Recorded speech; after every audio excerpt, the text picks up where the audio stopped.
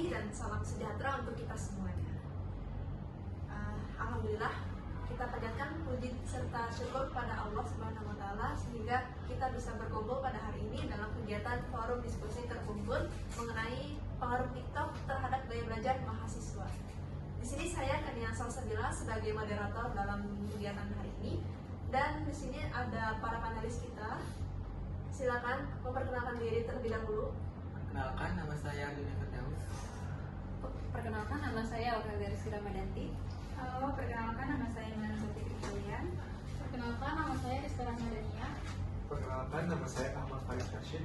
Perkenalkan, nama saya Lydia Hana Giovanni Tobing. Perkenalkan, nama saya Gabriela Tapea. Baik, terima kasih sudah memperkenalkan diri teman-teman. Jadi seperti yang telah kita ketahui bahwa TikTok ini sudah merajalela di seluruh negeri termasuk negeri kita, dan juga tidak terkecuali para mahasiswa pun sudah mengetahui bagaimana sih TikTok itu, dan juga pastinya TikTok mempengaruhi bagaimana gaya belajar mahasiswa, dan tidak terkecuali pengaruh positif dan pengaruh negatifnya. Oleh karena itu kita akan bahas bersama dengan para panelis di sini. Dan saya akan mengajak para panelis ini untuk berpendapat dan juga saling menambahkan. Dan untuk memulai diskusi ini, saya akan mulai dari Aurel. Silakan Aurel memberikan pendapat. Baik, terima kasih Kania. Jadi menurut saya ini TikTok ini mempunyai manfaat yang cukup besar ya bagi kita jika kita gunakan secara bijak. Dan selama ini tuh TikTok sering dianggap sebagai aplikasi hiburan, kayak kalau kalian tahu kayak Velocity gitu kan, hiburan kan ya. Nah, namun tuh sebenarnya banyak juga konten edukatif yang bisa kita temukan di dalamnya. Orang-orang khususnya pelajar dan mahasiswa seperti kita tuh dapat memanfaatkan TikTok sebagai sumber belajar yang menarik dan juga menyenangkan. Misalnya ada banyak video singkat yang menjelaskan materi pembelajaran kayak matematika, bahasa Inggris, ataupun sejarah. Dan juga untuk mahasiswa mungkin lebih ke menulis dan public speaking, karena itu sangat banyak ya konten kreator. Dan juga format video yang pendek dan juga lebih inti pembahasannya, membuat penonton bisa lebih mudah memahami materi yang disampaikan. Selain itu, karena kontennya bisa diakses kapan aja dan dimana aja, belajar jadi lebih terasa fleksibel gitu ya. Nah, hal ini juga didukung oleh penelitian yang berjudul Pengaruh Aplikasi TikTok terhadap Minat Belajar Mahasiswa Universitas Mercubuana, Yogyakarta, angkatan 2021. Jadi di penelitian itu tuh menyebutkan bahwa penggunaan TikTok secara positif bisa meningkatkan minat belajar mahasiswa. Artinya jika digunakan dengan cara yang tepat, TikTok bisa menjadi media belajar yang efektif dan membantu proses pembelajaran seperti itu. Baik, terima kasih Aurel atas pendapatnya. Selanjutnya disilakan Juna. Baik, terima kasih atas kesempatannya Kania. Menurut saya dari sisi negatifnya, TikTok dapat menjadi salah satu sumber distraksi terbesar dalam kehidupan mahasiswa. Dikarenakan algoritma TikTok sendiri yang menyajikan konten tak berujung membuat pengguna mudah terjebak dalam kebiasaan scrolling. Nah, hal ini seringkali menyebabkan mahasiswa sering menunda pekerjaan. Lalu juga kondisi ini akan menciptakan kebiasaan disiplin yang kurang dalam mengatur waktu belajar secara konsisten. Nah, oleh karena itu mahasiswa kurang sabar dalam menghadapi proses belajar yang membutuhkan ketekunan dan waktu yang lebih panjang. Oleh karena itu, tergantung kesadaran masing-masing, mahasiswa dapat menggunakan TikTok secara bijak, tidak hanya digunakan secara hiburan saja. Itu saja dari saya. Baik, terima kasih Arina.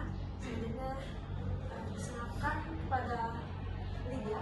Menyediakan informasi itu dalam bentuk yang singkat dan menarik pastinya. Banyak mahasiswa yang sekarang lebih suka belajar melalui video singkat seperti mencari tips-tips belajar, bahkan ringkasan materi perkuliahan yang hanya dikemas dalam 1 menit saja. Hal ini jelas mengubah pola belajar konvensional yang biasanya penuh teks dan butuh waktu yang cukup lama. Ini bisa jadi hal yang positif karena membuat belajar terasa lebih ringan dan menyenangkan. Namun di sisi lain ini bisa jadi hal yang negatif karena akan ada tantangan yang muncul, misalnya menurunnya konsentrasi atau kecenderungan hanya untuk mengandalkan konten instan tanpa ada pendalaman materi. Sekian dari saya kembalikan ke Kania. Terima kasih. Baik, terima kasih Rizka atas pendapatnya. Selanjutnya, disilakan Mela untuk berpendapat. Terima kasih Dania atas waktunya. Aku izin berpendapat. Bicara terkait TikTok itu telah mengubah rasa konsumsi informasi secara signifikan, terutama di kalangan generasi muda. Format video singkat yang menarik secara visual dan auditif menawarkan cara baru untuk menyampaikan berbagai jenis konten, termasuk materi pendidikan. Kita dapat melihat bagaimana para pendidik dan mahasiswa mulai memanfaatkan platform ini untuk berbagai ringkasan materi kuliah, tips belajar, atau bahkan penjelasan konsep yang kompleks dalam format yang mudah dicerna. Namun di sisi lain, karakteristik TikTok yang didesain untuk hiburan yang memprioritaskan video yang menarik, perhatian juga menimbulkan kekhawatiran. Notifikasi yang konstan dan aliran video yang tak berujung berpotensi menjadi sumber distraksi yang signifikan bagi mahasiswa saat mereka mencoba untuk fokus pada tugas akademik yang lebih mendalam. Selain itu, penyajian informasi yang terfragmentasi dalam durasi singkat bisa jadi kurang memadai untuk pemahaman konsep yang komprehensif. Jadi itu menurut saya ingin kalian. Terima kasih. Baik, terima kasih Mela. Selanjutnya, silakan Ahmad Faris berpendapat. Baik, terima kasih Nadia. Saya ingin berpendapat dalam beberapa tahun terakhir, TikTok telah membantu kita mahasiswa untuk menyerap informasi. Platform yang awalnya untuk cuma hiburan seperti yang dikatakan oleh Rizka seperti joget-joget dan juga nyanyi-nyanyi belaka, tapi sekarang sudah berubah menjadi sarana belajar yang cukup singkat dengan edukasi yang hanya 1 menit, visual yang menarik dan juga mudah dicerna. Nah, saya mengamati bahwa ada fenomena menarik nih. Banyak mahasiswa lebih memilih mencari penjelasan dari yang konsep rumit dengan mencari dari aplikasi TikTok. Nah, aplikasi TikTok ini biasanya video cuma hanya 60 detik. Mereka tuh lebih memilih untuk mencari TikTok daripada membaca buku textbook atau mengikuti kuliah yang bisa kita lakukan selama 2 jam pembelajaran. Nah, pergeseran ini membawa dampak yang luar biasa. Informasi ini jadi lebih mudah diakses, namun di waktu yang bersamaan menciptakan kebiasaan mencari jalan pintas dalam belajar. Mahasiswa semakin terbiasa dengan stimulus yang cepat dan juga instant gratification berupa hiburan. Sementara kemampuan untuk fokus jangka panjangnya dan analisis mendalam semakin terkikis atau kurang. Yang lebih mengkhawatirkan, TikTok telah berkembang menjadi bentuk escapism bagi banyak mahasiswa atau tempat pelarian dari kejenuhan akademik yang justru berujung pada pornografi yang berkepanjangan yang telah disampaikan juga oleh Arjuna. Nah, algoritma yang dirancang untuk mempertahankan perhatian pengguna ini menciptakan lingkaran setan kita semua yang sulit terputus, di mana kita menjadi lebih sering scrolling tanpa gaya belajar yang baru, seperti membuat rangkuman poin-poin penting dan juga format singkat yang saya buat dalam pelaksanaan pembelajaran saya secara mandiri. Oleh karena itu, dengan adanya platform TikTok tentunya membuat saya juga lebih kreatif dalam melakukan pengerjaan tugas, baik dari dosen saya maupun dari tugas di luar kuliah, dengan sumbernya yaitu adalah platform TikTok. Sekian dari pendapat saya kembalikan kepada moderator. Terima kasih. Terima kasih Debbie. Terima kasih kepada seluruh panelis yang sudah berpendapat. Baik, kita akan melanjutkan ke tahap kedua, yaitu saling menanggapi antar panelis. Waktu yang diberikan adalah 10 menit untuk seluruh panelis. Dan tujuannya adalah agar kita bisa memperluas pengetahuan kita dan pandangan kita untuk pengaruh TikTok terhadap mahasiswa. Selanjutnya saya persilakan kepada Aurel untuk menanggapi pendapat panelis lainnya. Silakan Aurel. Baik, terima kasih Kania. Saya setuju bahwa TikTok ini punya 2 sisi, ya, sisi positif dan sisi negatif, sesuai yang teman-teman berikan tadi ya. Tergantung bagaimana, sebenarnya tuh ini tergantung penggunanya memanfaatkannya gitu. Apakah dia menggunakan aplikasi itu untuk hal yang positif atau hanya sekedar hiburan semata. Jadi apa ya? Misalkan menggunakan aplikasi ini secara positif tuh seperti menambah wawasan dan juga belajar. Karena kita sebagai mahasiswa, alangkah lebih baiknya jika kita bisa memanfaatkan aplikasi-aplikasi yang ada untuk menunjang proses belajar kita. Banyak banget loh kayak sumber-sumber pengetahuan yang bisa kita akses dan mudah hanya melalui ponsel dan juga TikTok. Nah, ini juga bisa menjadi cara kita untuk memperluas wawasan dan juga mengenal ilmu dari berbagai bidang. Bahkan mungkin kita bisa sampai ke hal yang belum pernah kita pelajari sebelumnya.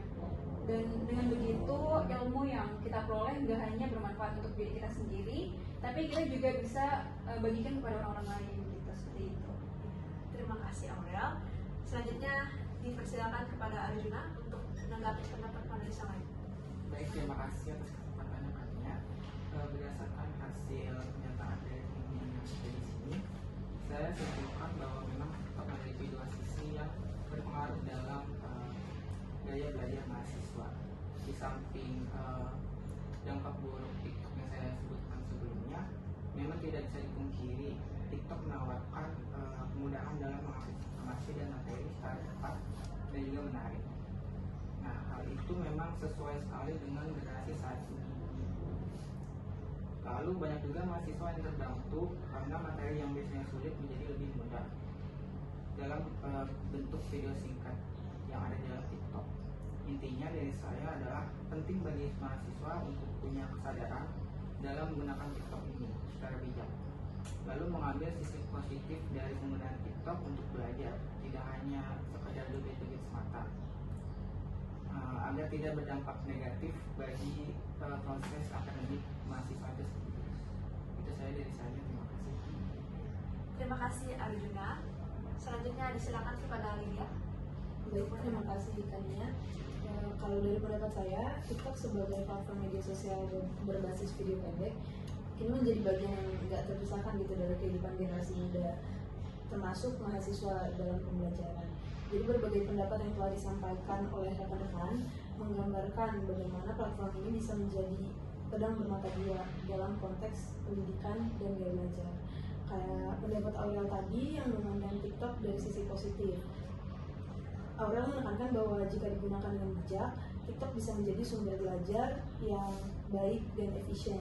Konten edukatif yang dikemas secara singkat dan to the point, baik dan efisien.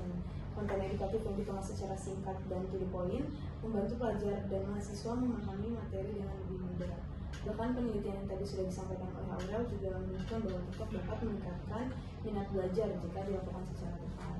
Namun ada juga dampak negatifnya seperti yang sudah dijabarkan oleh Arjuna, yang menyoroti potensi distraksi yang ditimbulkan oleh algoritma TikTok, yaitu kebiasaan scrolling tanpa henti dan mengurangi fokus, memperparah kebiasaan menunda pekerjaan, serta menurunkan disiplin dalam mengatur waktu. Hal ini menjadi pengingat bahwa di balik kemudahan akses informasi ada juga yang perlu diwaspadai, yaitu dampak negatifnya.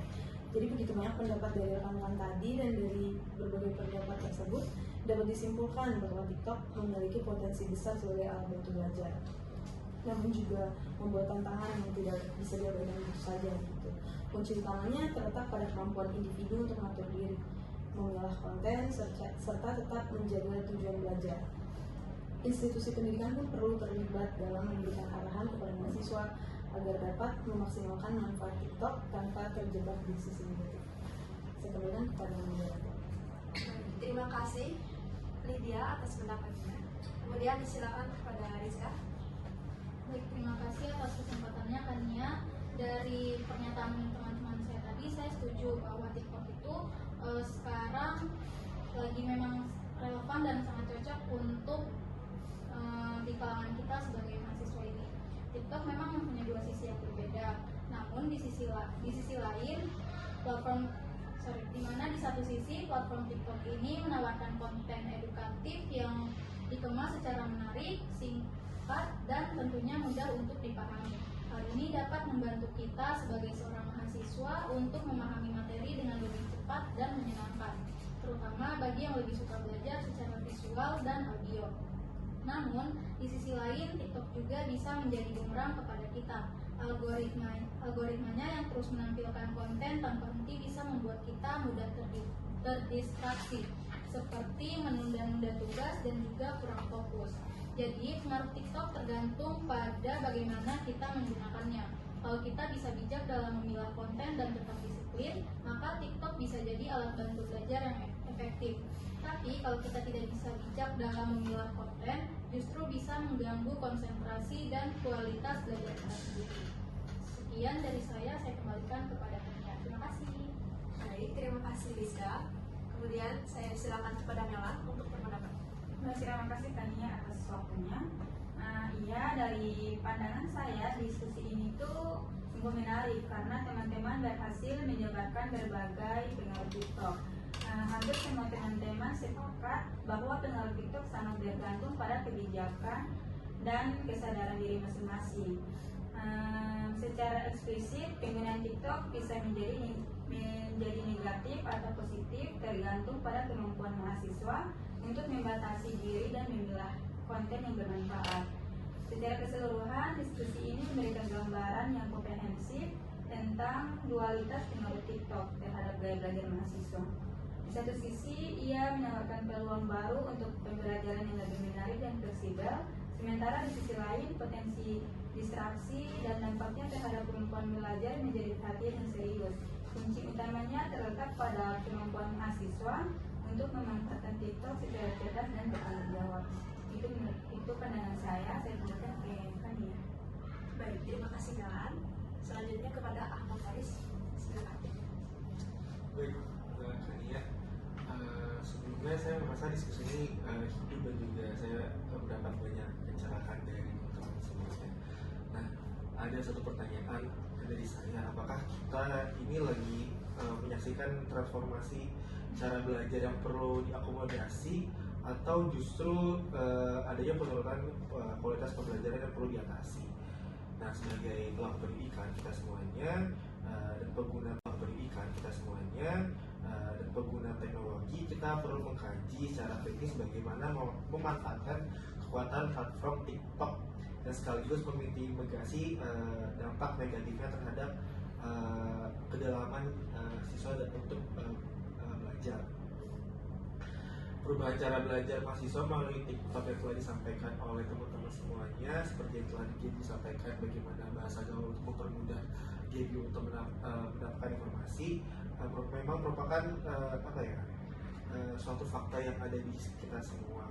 Dan TikTok ini merupakan transformasi yang nggak bisa kita abaikan. Platform ini mengubah ekspektasi tentang bagaimana pengetahuan seharusnya disajikan, yakni singkat, lebih menarik secara visual, dan juga langsung pada intinya. Ini adalah adaptasi yang alami terhadap era digital yang penuh dengan stimulus dan informasi yang berlimpah. Seperti yang sudah kita diskusikan juga, TikTok ini punya dualitas, ada sisi baik dan sisi negatifnya. Namun pada saat yang sama kita menyaksikan penurunan kualitas pembelajaran yang perlu diatasi. Kebiasaan mencari konten secara instan dan kecenderungan prokrastinasi melalui platform ini telah mengurangi kemampuan banyak mahasiswa untuk terlibat dalam pemikiran yang mendalam, kritis, dan pembelajaran yang membutuhkan ketekunan pada dasarnya. Solusinya bukanlah menolak dan juga sepenuhnya merangkul TikTok dalam pendidikan, melainkan menciptakan keseimbangan. Institusi pendidikan perlu mengadopsi elemen-elemen positif dari platform ini, seperti menyampaikan informasi yang ringkas dan menarik, sambil tetap mempertahankan dan memperkuat pembelajaran mendalam yang membangun keterampilan berpikir kritis dan analitis. Dengan demikian, kita dapat memanfaatkan inovasi digital sekaligus memastikan kualitas pembelajaran yang baik dan tidak dapat dikompromikan. Terima kasih. Baik, terima kasih Ahmad Faris. Selanjutnya silakan Gen. Baik, terima kasih atas kesempatannya moderator. Di era digital ini yang serba cepat membuat mahasiswa kini akrab dengan platform media yaitu TikTok. Kebanyakan dari kita semua tentunya menggunakan TikTok. Betul kan teman-teman? Betul. Sehingga dengan adanya platform media TikTok ini, memudahkan penyebaran yang cepat, baik itu konten yang tren ataupun bahasa-bahasa gaul yang mungkin teman-teman sudah pada tahu, yaitu seperti FYP atau Gwencana seperti itu. Dan tidak hanya bahasa gaul yang dapat kita ketahui dari konten TikTok tersebut.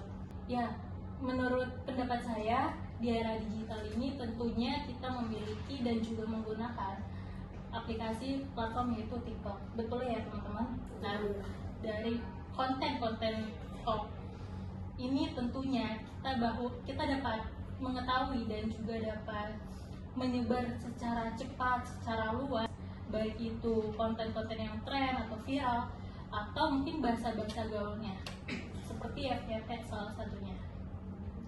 Kita tidak hanya mengetahui bahasa-bahasa gaul saja, tapi dibalik konten yang tren atau bahasa yang tren yang kita tahu, kita juga dapat menggunakannya untuk belajar, untuk mencari tema atau materi kuliah yang mungkin kita kesulitan kita alami.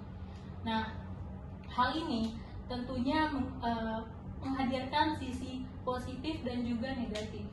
Oleh karena itu, kita sebagai mahasiswa mayoritas menggunakan platform TikTok itu juga untuk kebutuhan kuliah, untuk kebutuhan tugas, untuk kebutuhan materi, dan untuk kebutuhan yang lain-lain tentang edukatif. Namun dengan adanya penggunaan bahasa gaul sebagai mahasiswa ini pula menimbulkan kekhawatiran, ya, di mana terhadap kemampuan berbahasa Indonesia yang tentunya salah satunya yang baku atau yang formal. Penelitian menunjukkan bahwa meskipun mahasiswa dapat menyeimbangkan penggunaan bahasa gaul dan bahasa formal juga, terkadang penggunaan bahasa gaul ini dapat mengganggu fokus kita diri sendiri masing-masing, ya. Jadi di sisi lain pun juga TikTok sebagai platform juga memberikan ruang bagi kita dengan status mahasiswa untuk dapat meningkatkan kreativitas, untuk dapat memperkenalkan budaya lokal, dan juga untuk dapat menyampaikan pesan yang inspiratif melalui konten-konten yang edukatif dari platform TikTok. Dengan demikian, penting bagi kita sebagai mahasiswa untuk selalu bijak dalam mencari konten-konten edukatif, yaitu di platform TikTok. Sekian dari pendapat saya. Terima kasih, saya kembalikan kepada moderator. Baik, terima kasih Debbie, dan juga terima kasih kepada seluruh panelis yang sudah menambahkan atau dan juga menyimpulkan seperti itu, ya. Jadi dari hasil diskusi yang telah kita lakukan, kesimpulannya adalah bahwa TikTok ini memiliki dampak positif dan dampak negatif. Dampak positifnya ialah itu bisa membantu kita belajar, juga mempercepat bagaimana kita belajar seperti itu. Namun dampak negatifnya adalah TikTok ini bisa menghambat fokus kita dan juga bisa mengganggu fokus kita dalam belajar. Oleh karena itu, harapannya adalah mahasiswa ini bisa memilah konten mana yang baik, mana yang buruk, supaya apa yang masuk ke dalam pikiran mahasiswa itu bisa tetap bermanfaat untuk dirinya sendiri dan juga untuk orang lain. Mungkin sekian pembahasan dari kami, dan juga semoga bermanfaat. Mohon maaf jika saya ada kesalahan dan juga teman-teman ada kesalahan, mohon dimaafkan. Terima kasih dan selamat pagi, semoga bermanfaat. Sampai jumpa.